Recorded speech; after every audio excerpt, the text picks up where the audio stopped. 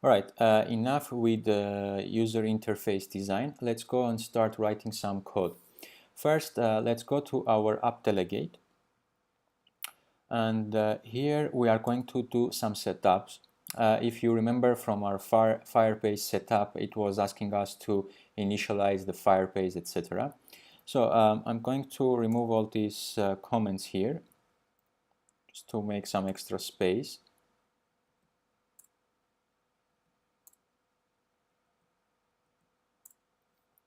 Right, here on top we are going to import our Firebase.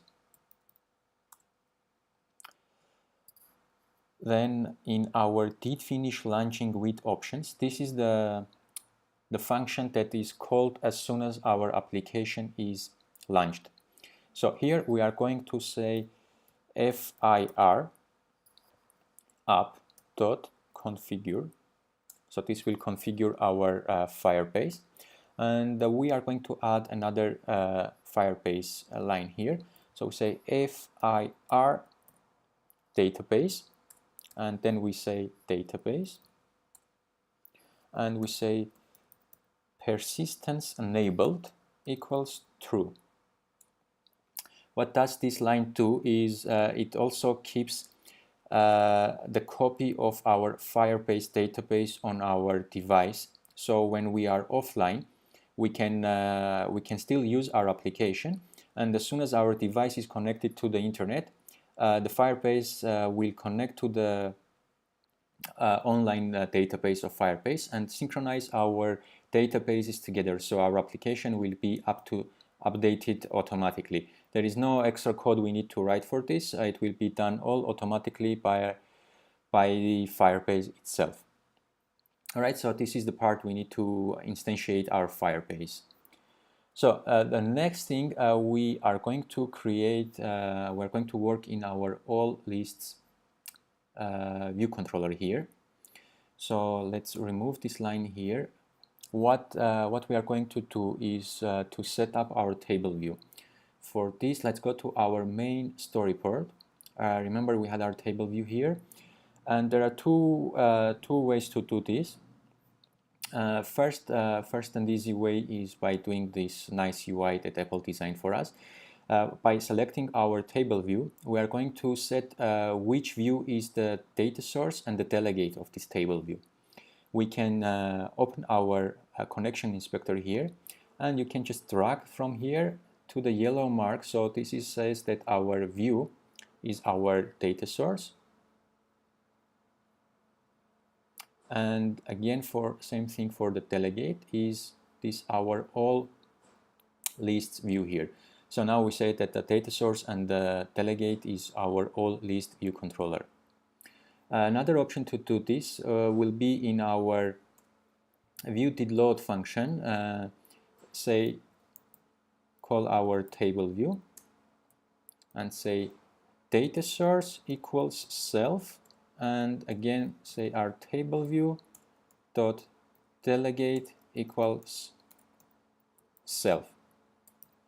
So these two lines we don't need because we have done this through our UI there. As you can see, it's throwing out an error because when we set this view delegate and data source to the current view, we need to tell also in our class that we confirm to the protocols. So if I put comma here and say UI table view data source and then comma UI table view delegate, our error should disappear. Now we have another error. Let me remove this because we don't want to do the same thing twice. Now we have another warning here that our current view doesn't conform to the protocols. So these two table view data source and table view delegate, they have required functions. So if you command click on the table view data source, for example, it will take you to the Apple code that is written, and here we have required functions. One of them is number of rows in section and cell for row at index path. These are two functions that are required to implement if we are conforming to the protocol. So let's do this. I'm going to put another mark here. I'm going to call this table view data source. And here we are going to implement our first function, which is number of rows in section. Let's return 1 for now. It's expecting us to return an integer. And the second function is cell for row at index path.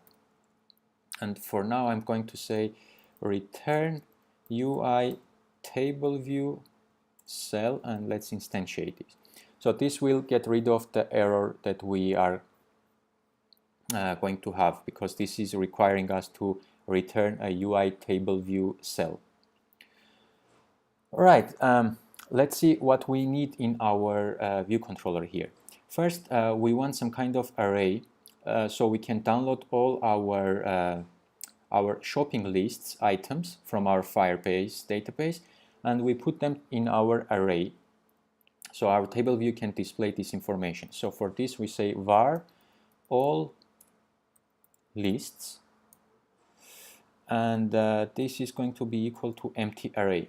But first we are going to say what type of items it's going to hold, because as you can see the Xcode is telling us that empty collection, we need an initializer here first.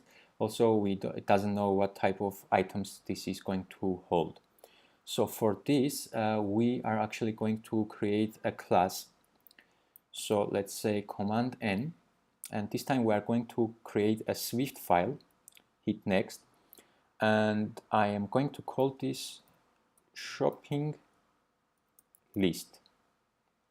Hit create, and this is creating a file for us, which is our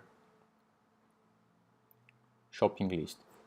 So this class here, we are going to write what kind of items, what kind of objects we are going to save in our Firebase, and also what kind of objects we are going to display in our table.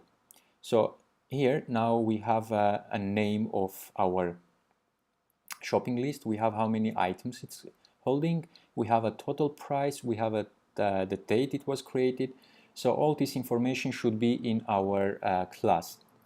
So first of all, let's say import, and I'm going to import the Firebase here. And then we are going to create a class, and the name of our class will be shopping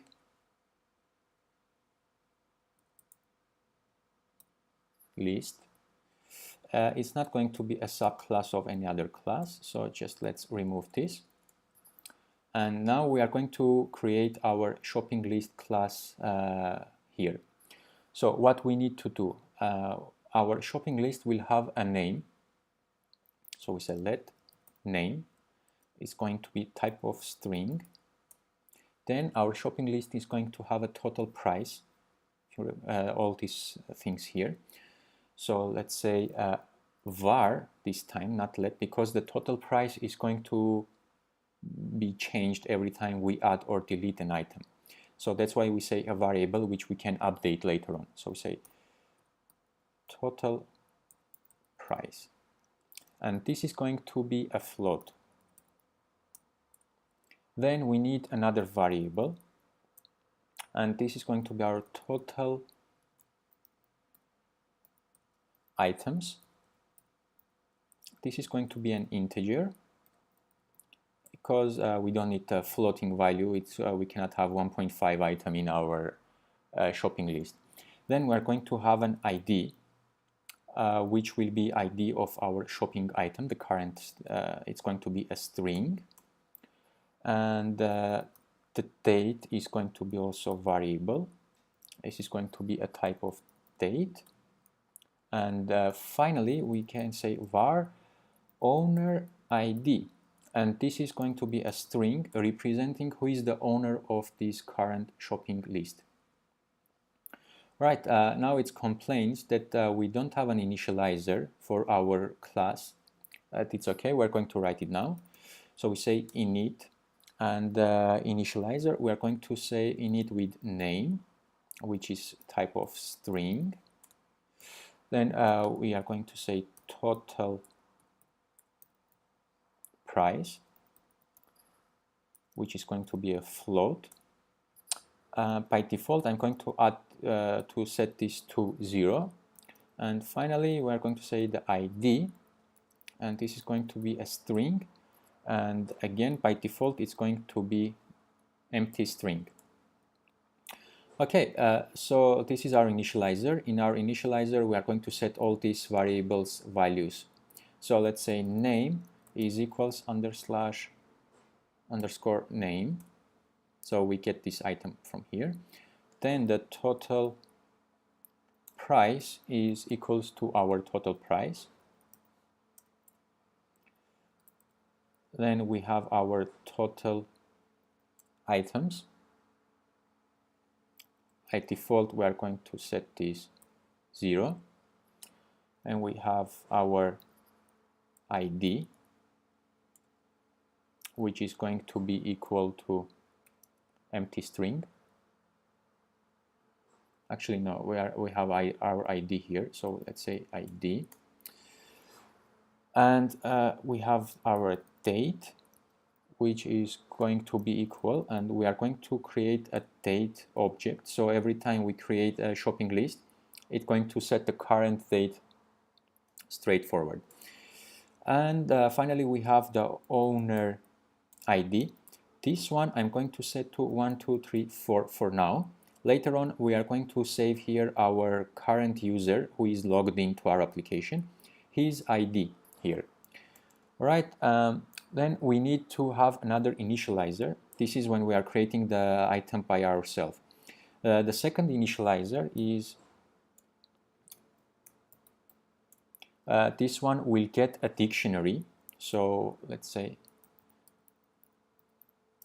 which is a type of NS dictionary. So this will create a shopping list item from an NS dictionary. This will be used every time we get from our Firebase, we get a dictionary. So we want to give this object to our shopping list, and it will create a shopping list item from this dictionary.